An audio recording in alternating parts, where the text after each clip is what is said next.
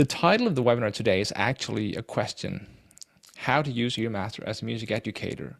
And there are many ways to do that. We'll go through that today. But I think that they all share a common goal, which is that we want to help our students develop, become better musicians. We want them to become more confident as they grow, as they develop their ear and learn to trust it. And I think for me as a teacher, that's probably the biggest joy of working as a music teacher is seeing that with my students and experiencing that.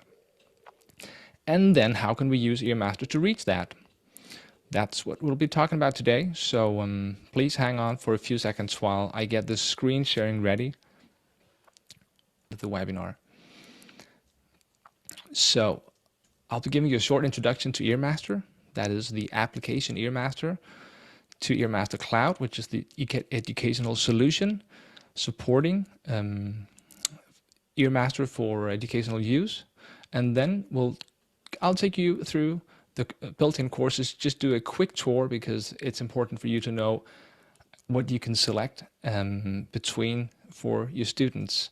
And then I want to show you how to see your students' results, how to work with that, how to give students assignments.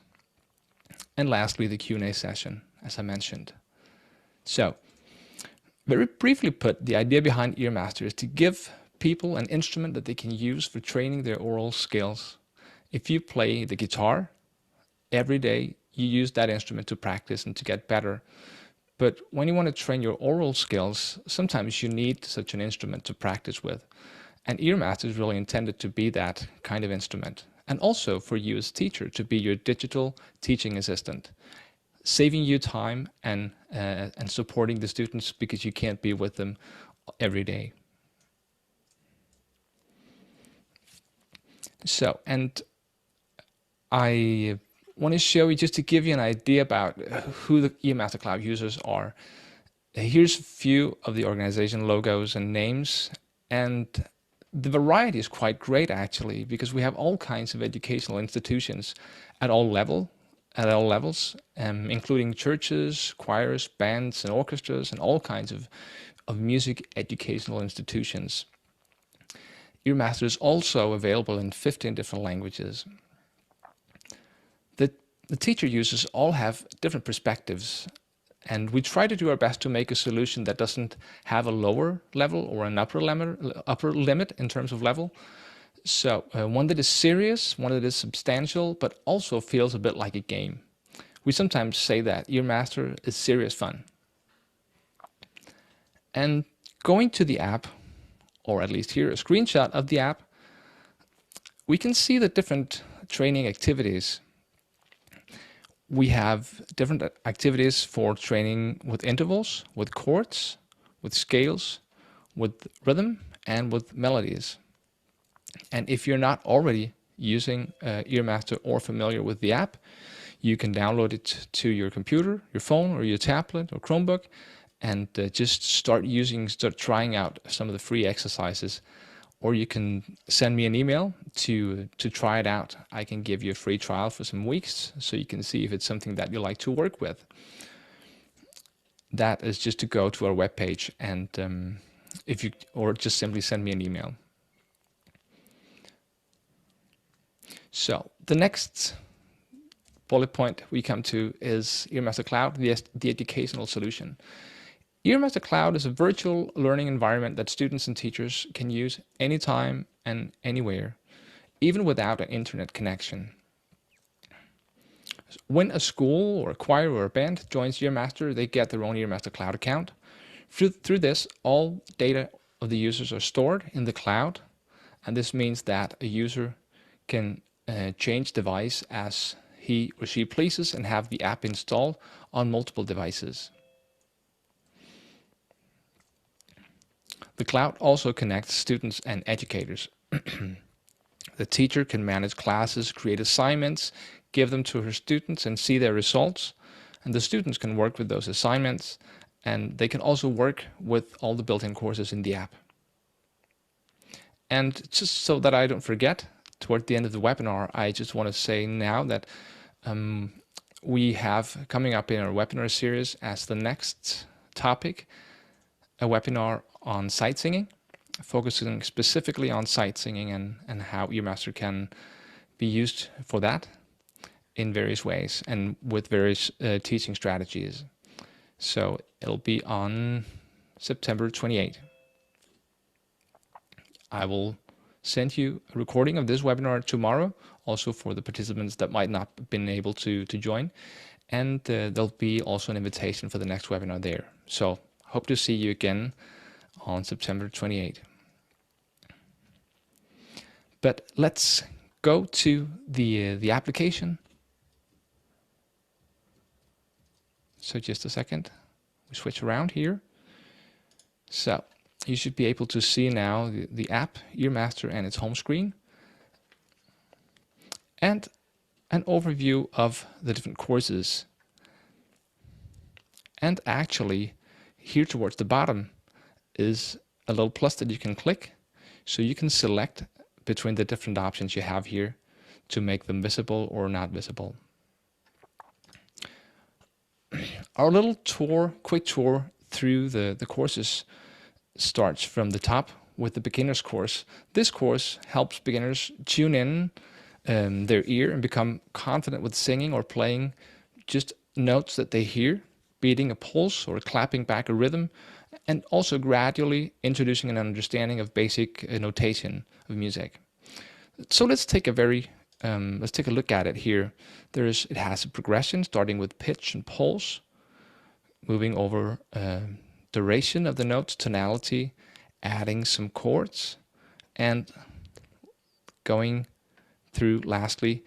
A quick way of seeing what it's about is to check the beginning and the end.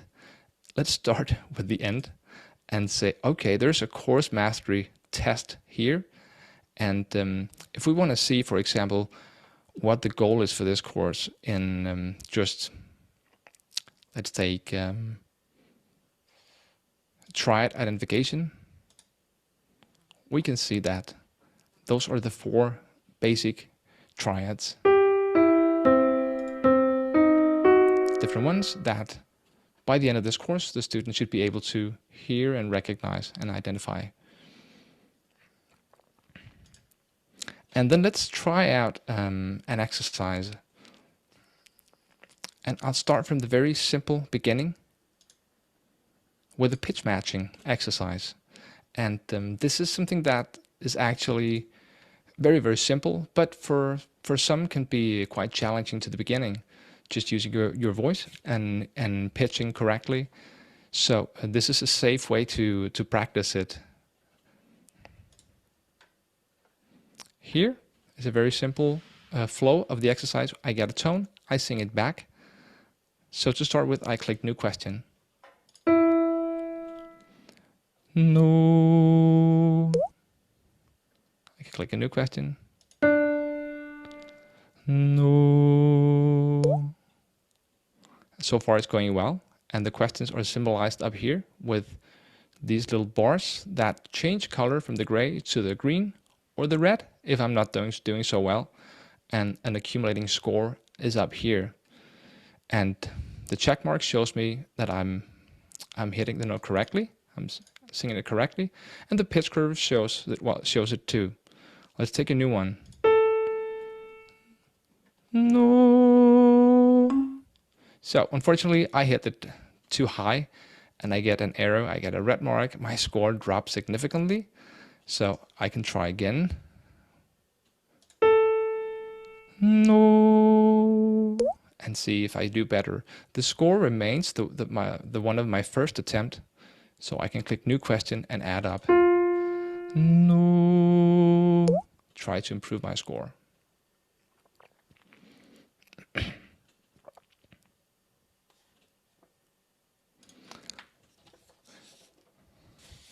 Well, let's go back to the overview of courses and go into the general workshops. Now the workshops is called like that because when you come in, you select an activity, and within that activity, you select the exercises you want to work with. So let's try, for example, chord inversions. I select that up here, and then down in the bar toward the bottom, I can click, and I can select an exercise. Let's just take inversions of the minor chord, ascending. I can hear the different ones to start with and go directly into the exercise. So the instructions are here, the exercise options are up here, we'll come back to those. I click New Question, and I give an answer. It was the root position. It was a first inversion. And if I give the wrong answer, I get the chance to hear it again, and then to try to listen for that la pa pi pom, the root, and I can hear my answer. La pom. Okay, I get the root up here, and I have the fourth toward as the lowest interval. So this feedback to the student is supposed to be something that really helps the students move on quickly and make the student able to improve without the teacher telling this or that was right or wrong, because they get a little help from the app. Also, for this one, let's go to the exercise options and check out a few options up here. The upper instrument is the staff that we have here. The lower instrument is right now a multiple choice, which we have down here. Let's, for example, try to change the lower instrument to the piano. Let's also add the option of inputting MIDI sound from a MIDI instrument. So I try again. So now I have to click and see if that was correct. It was. And another feature I want to show you in here is that I can make it even more difficult with the silent input, so I don't hear the notes as I'm inputting them. So let's do, for example, I take a wild guess and I get a wrong answer, and I can hear what I input, and of course the right answer. So those are a few of the exercise options that you can use, and also if you have a MIDI instrument added, you can just play the notes on that instrument. Yeah. And the general workshops really has a wide range of right span of level of difficulty. If we take, for example, chord inversions, we start just with inversions of the major chord, and towards the end we have all the seventh chords, ascending or either way, and of course, and each of them has 4 different inversions, so it becomes quite difficult for the student. And if you don't find the chords here that you're looking for, you can add chords yourself, so to make it fit the level of your students.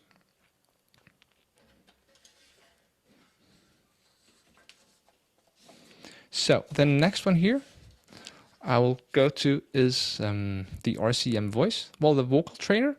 For time reasons, I won't go into that right now, but it's a great course especially for voice students, or for anyone having the purpose of developing their sight singing skills. So that can be explored. And also the RCM voice course is a course that prepares students for the voice exams of the Royal Conservatory of Music in Canada.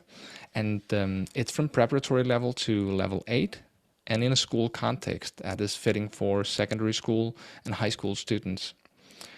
This course follows the syllabus of the Royal Conservatory of Music and has an emphasis on singing, but also intervals, chords, and rhythmic clapback.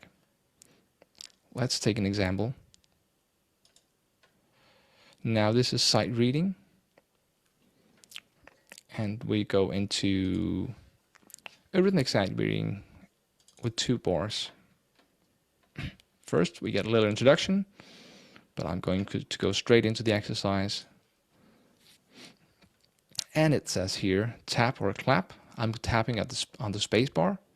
If I have a phone, I tap just on the screen, and I can also clap into the microphone. So let's try. Here the flow tells me I get the flow bars, I get a count in, and then it's my turn after hearing.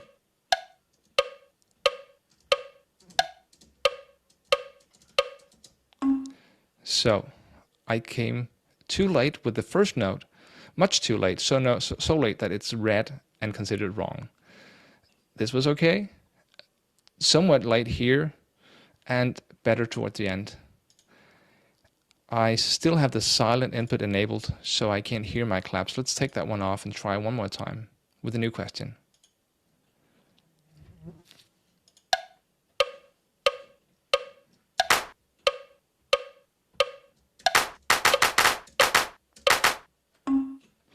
Again, a little bit away, but let's take. Simply too late. This one was off, so too much mess here to get something nice out of it.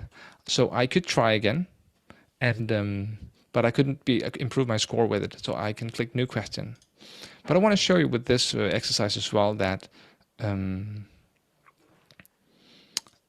that we can have the note length evaluated. But in fact, I think I'll turn to that in a later exercise. We'll give it one last try, and also because I'm generating some results that we're going to be checking later. So one last attempt.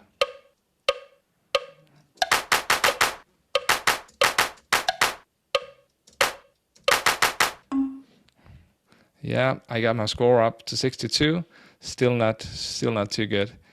And up here, I could make it easier for myself by changing the tempo, going to, for example, 70 BPM, and try again, or try another question.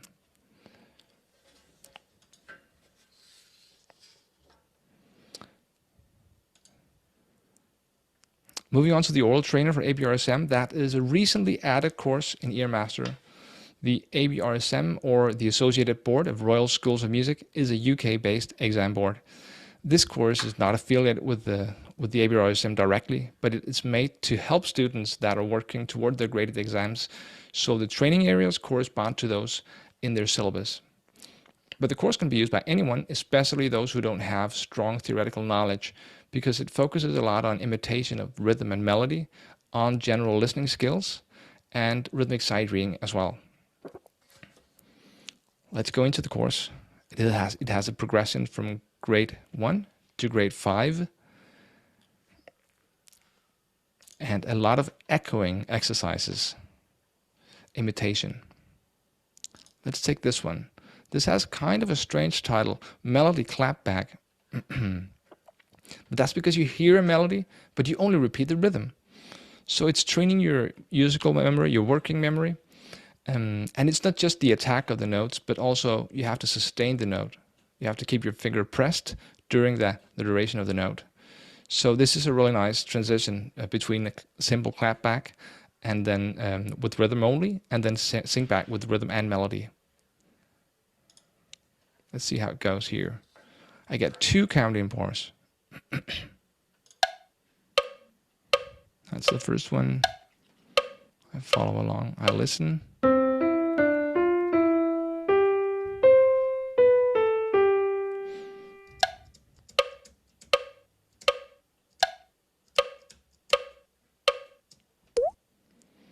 And I clap back.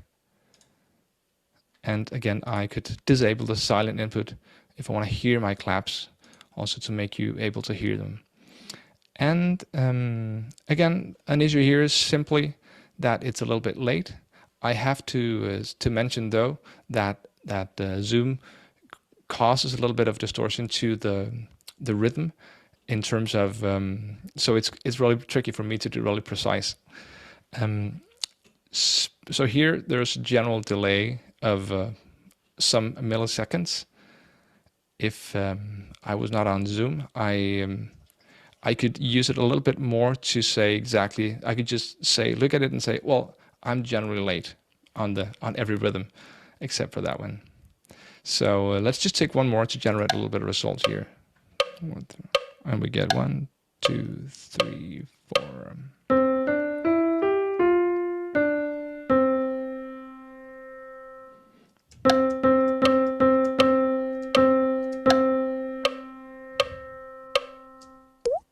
Good. I'm learning to compensate a little bit for Zoom's delay. And you can see also that I did well in the first bar.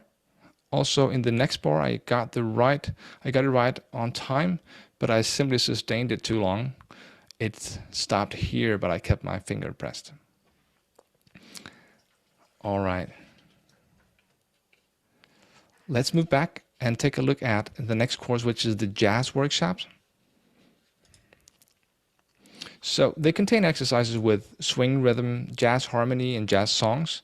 And it's not for beginners, but for intermediate to advanced students from secondary school level and upwards, including higher music education. Let's just try an example. Let's do some sight singing.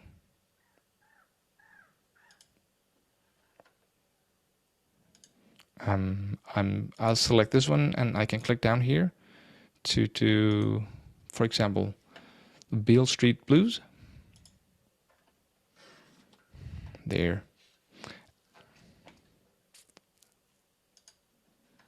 So I get a score that I can see, and I get a key, I get a first note, and a counting bar, and then it's my turn. I get 8 questions, so that's 8 different short melodies that I have to sing. I won't go through them all.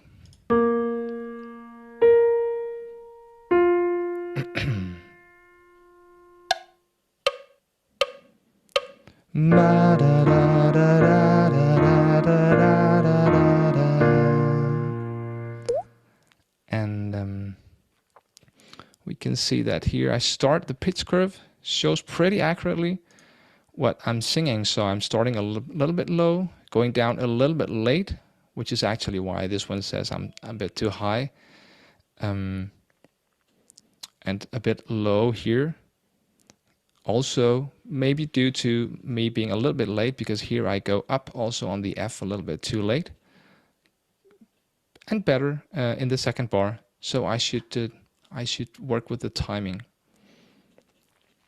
Yeah, and yeah. So let's go back. There's a lot of really nice exercises with lots of jazz songs, sing back, and sight singing, rhythms, etc. So the next one is Call of the Notes, and that is actually our most recently added course. In fact, it's so new that it's not even released yet. Some of you may have noticed, if you have been working with EarMaster, that you don't recognize the usual blue background. And this one is different with gray and a logo, but that's because I am using a beta version of our newest version to come out very soon, and it will include this this facelift and also the new course Call the Note. And it is the Call the Notes name is due to the fact that all the exercises have some kind of call response, either with singing or clapping or tapping. So it's actually more kind of a playground where you can play around and have fun while training your rhythmic position, your intonation, and your working memory with doing call response exercises. Let's try one of those. Let's do this one.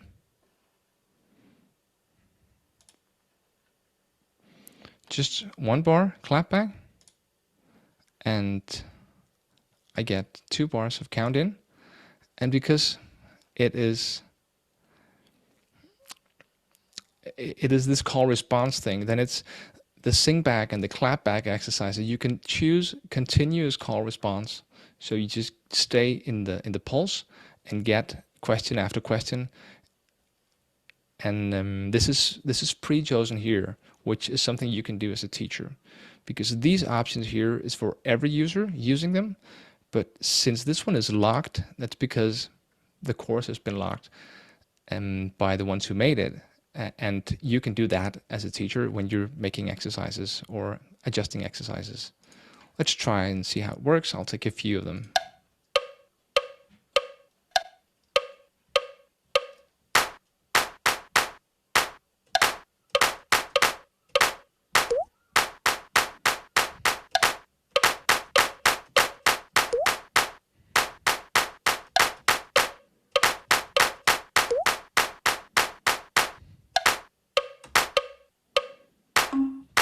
I'll stop it.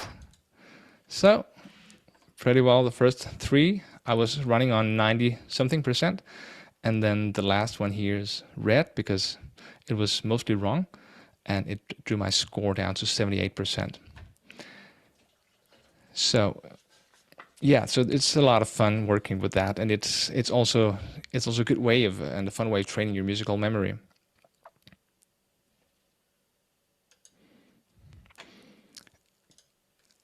And lastly, we have the customized exercise section. And both students and teachers have access to the customized exercise workshop, where you can set up an exercise completely as you want it. Again, you choose an activity. Let's do rhythmic dictation, for example. And then I click next, and I get some options here for generating the questions. The first one, I'm choosing generated rhythms, which means that the app generates the rhythms from the different parameters that I define here. And the number of bars, I'll keep it on 1. 4/4 is fine. The note values and patterns, I think I'd rather have some breaks and not that one. There are quite a lot to choose between. No ties, no swinging rhythm. The tempo may be just adjusted down a little bit. Since it's a dictation, I have to hear it well. And also just give me 5 questions. I click next here, and I click new question.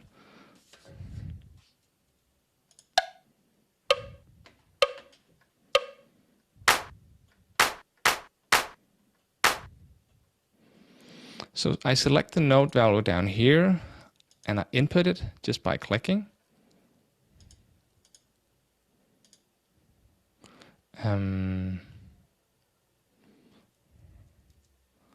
Let me use instead something like this. I'm just using the Control or Command Z for regret, and submit answer, and it was correct. Now, if I want to change something up here, of course, I have the exercise options here. And one thing that I could add was to have the note length evaluated for the next question. Also, I could say, give me 1 extra bar, and I could make any changes that I want here to the settings of it. I close again, so I simply click up here on it to open the options to the setup, and close it again, and I can click new question.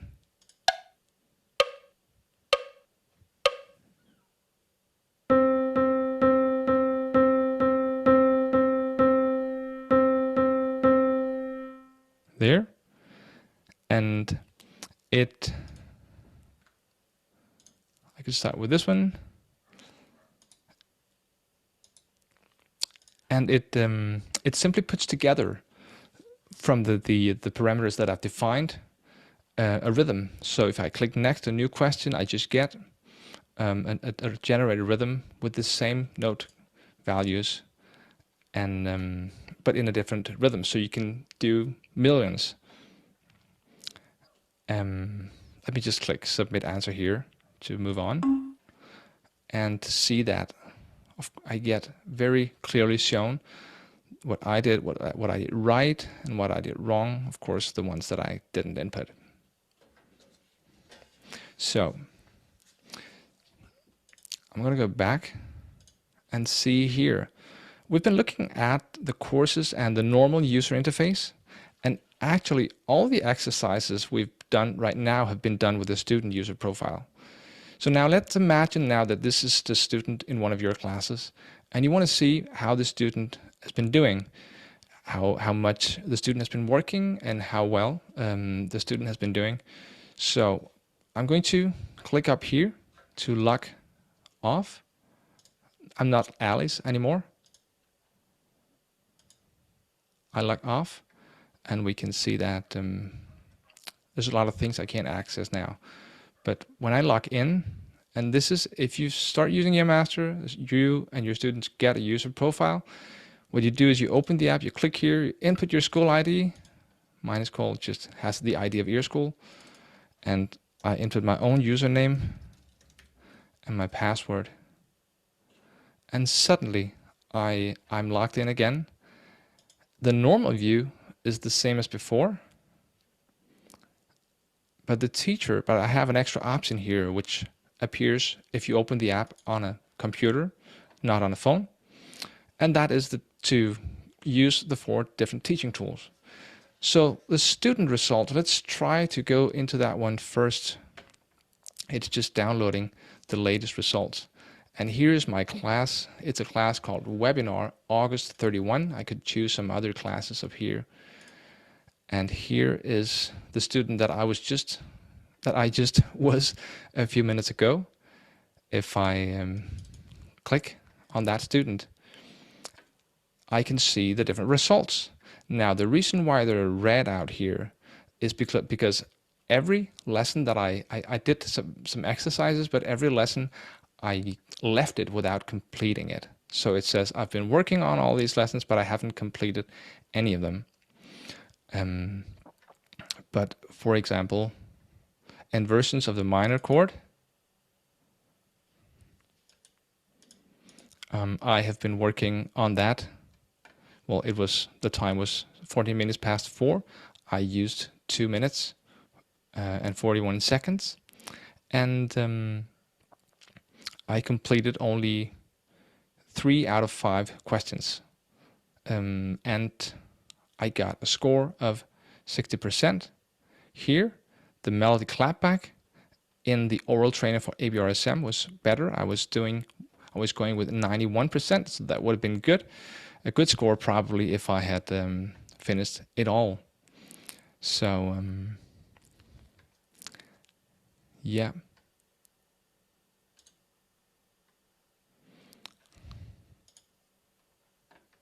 I can also choose the courses up here, because these are all the results of these students. Maybe I've given them an assignment I want to choose, so I choose that up here. Let's see.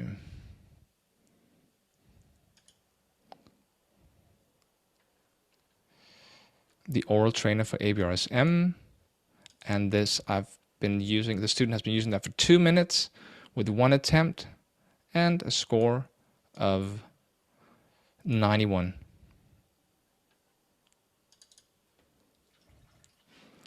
And if I click, I get into the score and I see the results of the students more more clearly.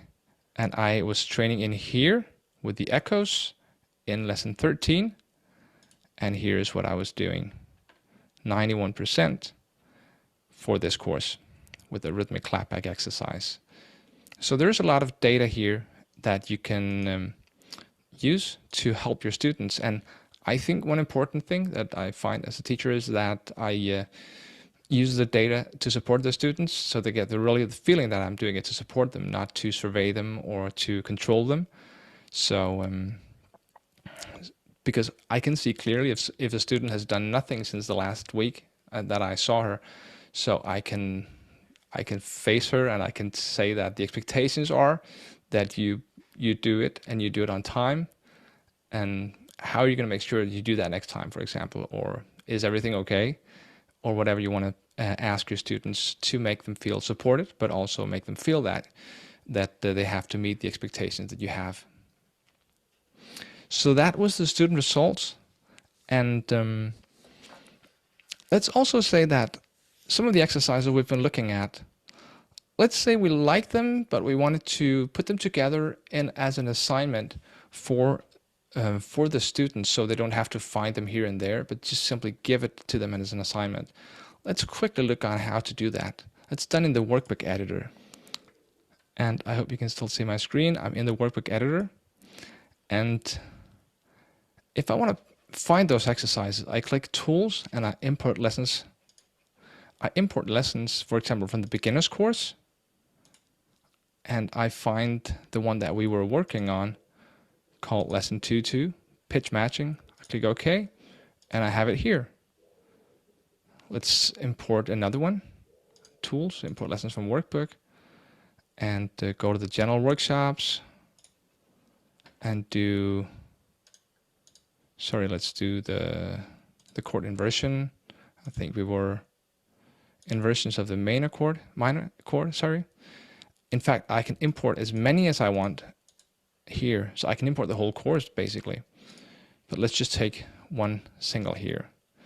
And lastly, if I take a look at this one, the inversions of the A minor chord, I can see that in this window here below, I define the content of the exercise. Here's the exercise setup.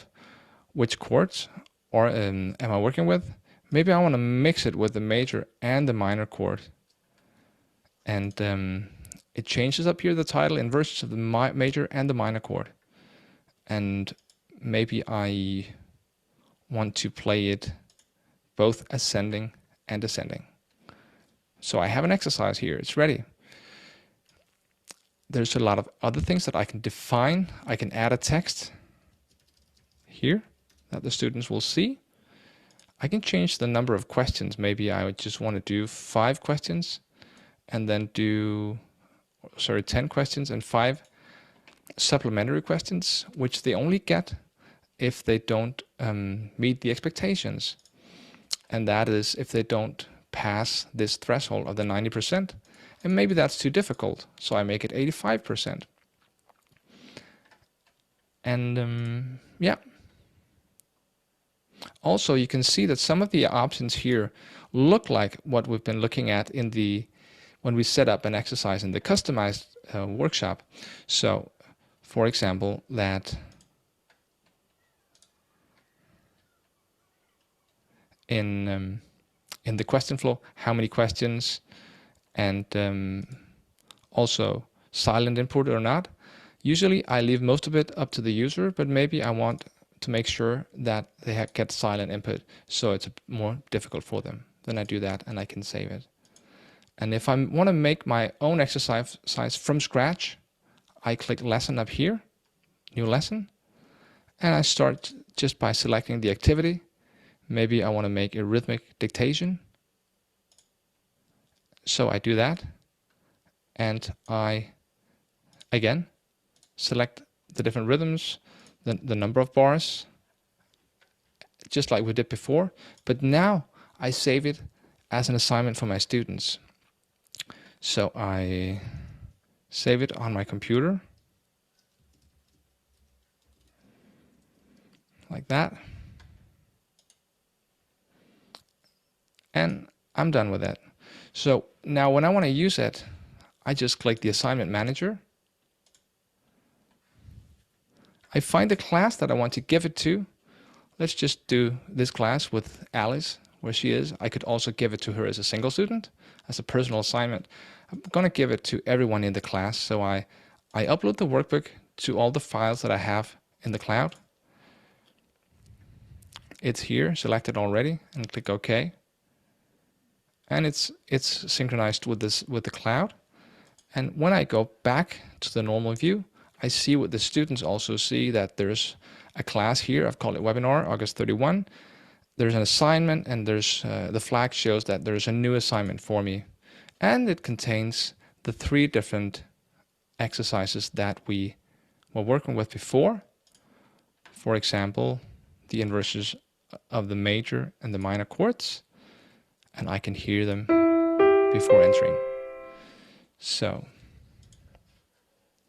that's basically the workflow of a teacher that wants to see the students' results and let the students work with the app, but also if you want to give them some specific assignments that you have the option of creating or customizing, adjusting yourself, then you can do that. So I find that many teachers find that it is just great to have the built-in courses and let the students loose there and work and check the results and talk with them, follow up in class, use it sometimes in class, whether they can just pick up their device, their phone, or use devices of the school, if the school has some computers, for example. And then others, they want to make their a course of their own, so they put together assignments in the workbook editor and define them as they want, and then the students click that little green logo with the class and they enter those exercises, and they can go throughout the year adding or changing the exercises, making them increasingly difficult or changing focus from rhythm to harmony and so on. So as I said, there are many different ways of using it, and these are then the tools that you can use for it. Then, as we are going to be rounding off, I found out that I think I just want to stop sharing my screen. I found out that I usually get questions about how does this work if a school wants to get started with it, and the way it works is that some person at your school gets a login as an administrator of your EarMaster cloud account, and in a few simple steps, adds just the names and the emails of the student and teacher users, and they get an email. And what they get is actually the login that I used when I was Alice or when I was myself as a teacher. So click the little cloud icon and log in, and then see everything and use everything in the app.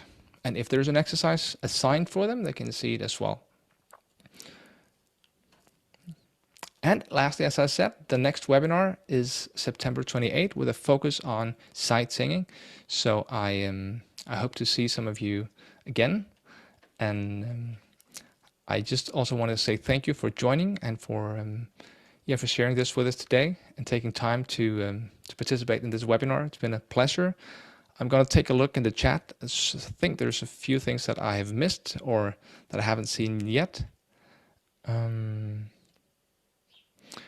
Isn't there a problem with, and this was some minutes ago, isn't there a problem with latency when using the keyboard for rhythm input? And as I said, there was a latency problem clearly, and it was a problem that was due to the Zoom connection because it's not there when I tested without Zoom. So, and it depends. Sometimes it's not. Sometimes you don't notice it. At other times it can be worse when doing it over Zoom. But there's usually not a latency problem if you just use your keyboard. But if there is, for example, there may be latency if you're using a Bluetooth headset because the Bluetooth connection sometimes does that. Then there is an option in EarMaster to fix it, and it's simply going to, I think I can pretty quickly show that here. It's simply going to the preferences, clicking other options, and there's something called latency compensation. And I recommend that if you find that there's a latency compensation, start trying it with 50 milliseconds and see if it doesn't solve it. So if you can see that those marks are just a little bit too late for in relation to the notes, like generally, not just a few of them, but generally too late. You can add 50 milliseconds, go back and do a very simple exercise, maybe just with a very simple rhythm, and then it's going to be clear for you if this was enough or if you just need to add a few more. But usually if there is a latency, 40, 50, 60 milliseconds should be enough to compensate for it. And then if you find that your Bluetooth headset has that latency, you just change the setting and then it works for you for the next time as well. Are there other questions that before rounding off? Let me see. I'm just going to allow for a few seconds for people to write. Don't be shy to write. And also, I'll be sending you the recording, of course. So if there is something that you forgot, how do I do this or how do I do that, you can see it in the recording, and with an invitation for the next webinar as well. And also, you have my email address when I sent you that email. And if you're not already using EarMaster and want to try it out, get back to me to get a free trial or to arrange a time that we can meet online over Zoom. So would be nice to do another session. I really love these webinars, but I love even more with the conversations when I can hear the teachers' perspectives individually and hear how they work on their schools. So don't be shy to get in contact and arrange for a meeting. What if you want to add students or credits to your account mid-year? Well, yeah, that's not a problem.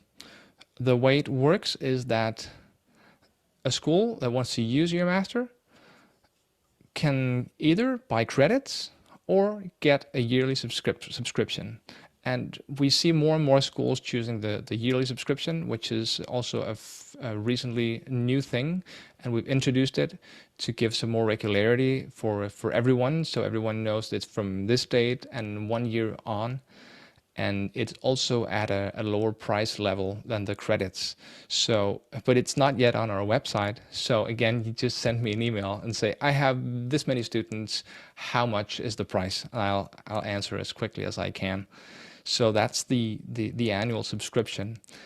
And then if you have that option, of course, you don't need to add or do anything mid-year, because you know when you start, you know when you end or renew for the next year if you want to keep going. Regarding the credits, that's a really good option if, say, you have 100 students in the fall, but you have 25 students in the spring. So maybe you don't want to buy a license for 100 users for a year. So then you can buy, I don't know, will it be 60 something credits, somewhere in between? And those credits will just kind of spread out over the year and be consumed by your users. So if you have a fluctuating number of users, it's a very good and flexible way using the credits. Yeah, other questions?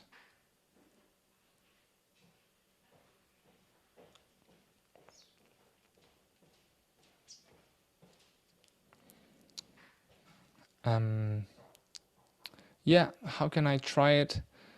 Send me an email and I'll send you back an email with information that you can click the little icon in the upper left corner of the app, and then things will unlock for you for 3 weeks. Okay. Well, and thank you. People are writing thank you. So thank you very much, and it was really nice having you as participants today. I hope to stay in touch somehow. So yeah. And otherwise, just have a nice day or evening, wherever you are. Bye.